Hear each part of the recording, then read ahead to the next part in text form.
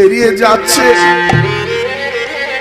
হাঁটতে হাঁটতে আর হাঁটতে পারছে না। তারপরে যখন রাতের বেলা পৌঁছালো কাশীধামে, কাশীধামের মন্দিরের দরজা তখন বন্ধ হয়ে গিয়েছে।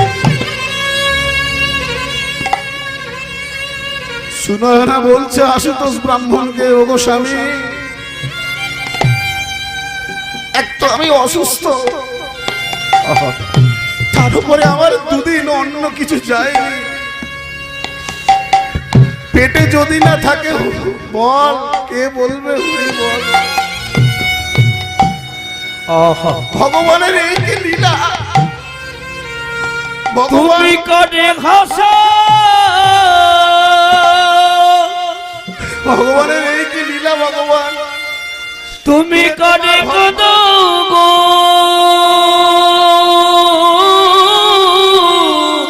ভগবান ও তোমার লীলা বোঝাব,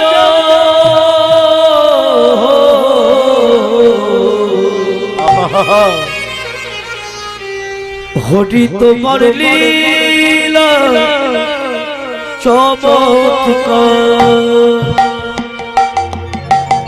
ভগবান হরি তোমার লীলা চমৎকার, তুমি কাটে ঘাসা,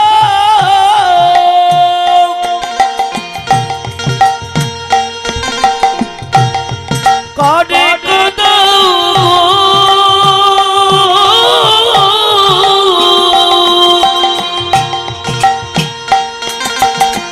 ও তোমার লীলা বোঝাবো, হরি তোমার লীলা চমৎকার, হরি তোমার লীলা চমৎকার, ও বিধি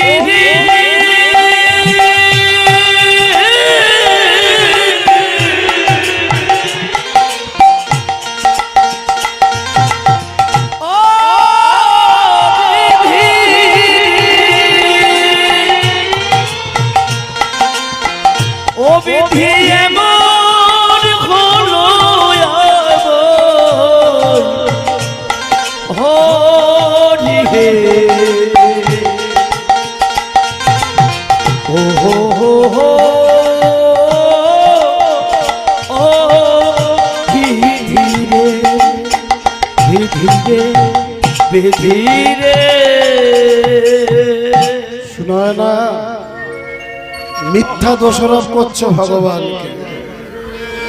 একটা কথা মাথায় রেখো, তুমি মনে করছো তোমার আজকে দুদিন পেটে কোনো অন্ন যায়নি বলে, হেঁটে হেঁটে আসতে হয়েছে বলে শুধু যে তোমার একার কষ্ট হয়েছে তা নয়, আমারও কষ্ট হয় না। কিন্তু জানো ভগবান তার ভক্তকে কাঁদায় কেন জানো?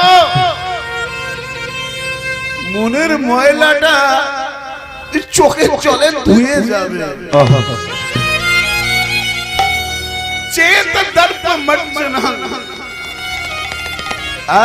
ভগবানের যারা ভক্ত, যারা ভজন সাধন করবে তাদেরকে তো ভগবান কষ্ট দেবে। তার কারণ যারা স্কুলে পড়ে,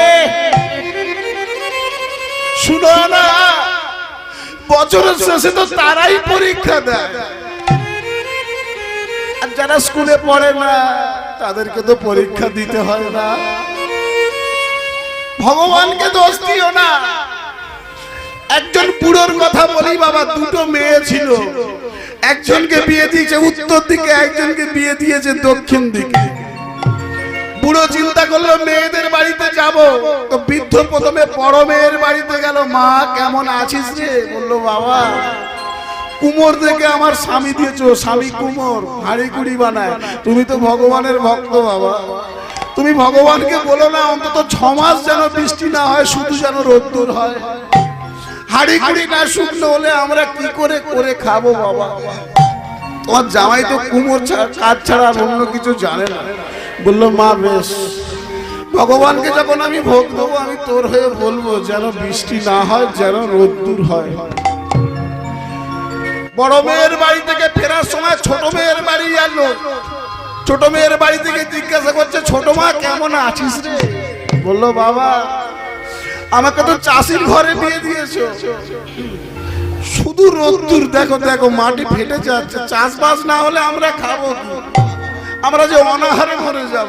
বাবা তুমি তো কৃষ্ণ ভক্ত, তুমি একটু বলো না ভগবানকে যেন ভগবান বৃষ্টি দেয়, না হলে আমাদের তো গলায় দড়ি দেওয়া ছাড়া কিছু থাকবে না।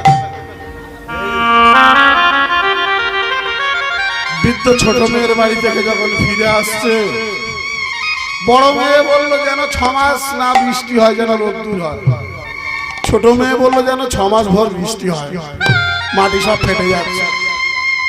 বৃদ্ধ তখন ভাবতে ভাবতে আসছে আর কাঁদতে কাঁদতে রাস্তার 3 মাথায় দাঁড়িয়ে বলছে, হে ভগবান, হে গোবিন্দ,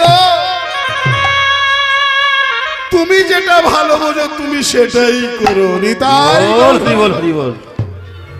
শুনয় না, ভগবান যা করে না মঙ্গলের জন্যই করে। দেখো একটা কথা বলে রাখি, শুনয় না, কাশী বিশ্বনাথ মানে মা অন্নপূর্ণা এখানে স্বয়ং অবস্থান করছে। আর এই কাশী বিশ্বনাথে বৃন্দাবনে না কেউ কোনোদিন অভক্ত থাকেনি আর থাকবেও না।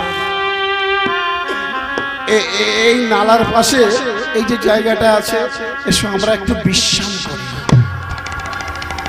বিশ্রাম করি। এসো, আজকে রাতটা পেরিয়ে যাক, কালকে মণিকর্ণিকার ঘাটে আমরা স্নান করে ভোলেনাথকে দর্শন করব, আবার আমরা আমাদের ঘরে ফিরে যাব। ততদিন যদি ভগবান আমাদের বাঁচিয়ে রাখবে তো রাখবে, আর যদি মনে করে তার কাছে তুলে নেবে তাহলে সে তার কাছেই তুলে নেবে। একজন এলো শালপাতার থালায় পনির, মিষ্টান্ন দ্রব্যাদি, পিঠে পুলি নিয়ে, রসমালাই নিয়ে, লুচি তরকারি নিয়ে এলো বৃদ্ধা। ওরে তোরা এখানে বসে আছিস অভুক্ত অবস্থায়, দেখে তো মনে হচ্ছে প্রসাদ প্রসাদ প্রসাদ নে, সেবা কর, প্রসাদ নে, সেবা কর। কে আপনি? বুড়িমা। আমি মা রে, সবাই আমাকে মা বলে ডাকে, তো তোরা প্রসাদ সেবা কর। প্রসাদটা রেখে দিল বুড়িমা, প্রসাদ সেবা কর বাবা, আমি জল এনে দেবো তোদের জন্য, আমি জলটা নিয়ে আসি, পাশেই ট্যাপ কল আছে বাবা মন্দিরের পাশে, আমি জল নিয়ে আসছি। কোনটা ঘুরে গিয়ে বুড়ি গেল অদৃশ্য।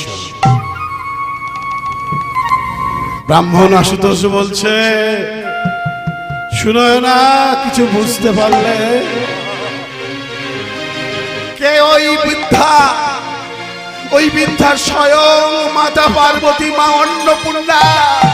আমরা রয়েছি অভুক্ততাই আমাদের খাবার দিয়ে গেল। হরিবল হরিবল হরিবল। নাও নাও, চাইলে কম পাবে, চাইলে কম পাবে, না চাইলে বেশি পাবে। যে চাইবে সে যা চাইবে সেটাই পাবে, যে না চাইবে শুধু কর্ম করে যাবে সে একদিন না একদিন ফল পাবে। শুয়ে নয় না। হরি হরি।